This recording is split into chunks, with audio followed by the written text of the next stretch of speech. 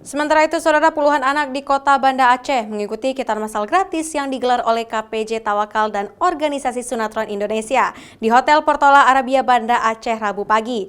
Selain warga lokal, ada juga warga Tionghoa yang antusias mengikuti kitan gratis ini.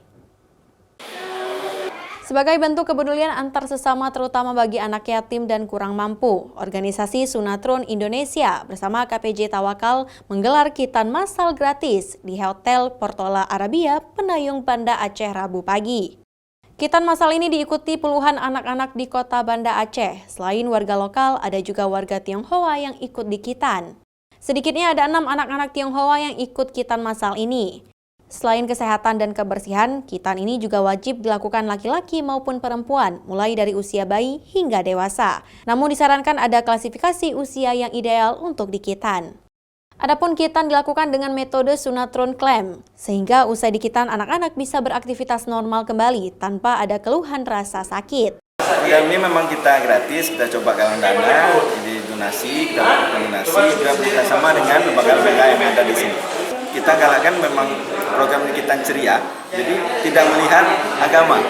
Siapa yang ceria kita kitan. Ada anak perempuan juga nanti? Nah, kebetulan jadi tidak ada batas. Tidak ada batas gender, tidak ada batas suku dan agama. Kita hadir untuk memberikan solusi bahwa kitan itu tidak menyeramkan dan tidak menakutkan. Usai dikitan, anak-anak itu juga mendapat bingkisan sebagai souvenir karena telah bersedia mengikuti sunat massal. Seperti Ciko, warga Tionghoa yang merasa senang karena bisa mengikuti sunat massal. Dia ditemani orang tua ke sana. Suka. Oke, usianya berapa sekarang? 13 tahun. 13 tahun. Oke. Ada teman-temannya juga yang datang. Ditemani orang tua. Sementara itu, komunitas Sunatron memiliki target akan menyasar lebih dari 500 kabupaten kota se-Indonesia agar bisa melaksanakan kitan ceria peduli umat. Adapun dana kegiatan ini bersumber dari sumbangan maupun donasi dari dermawan yang ingin membantu sesama. Nova Misdayanti, Kompas TV, Banda Aceh.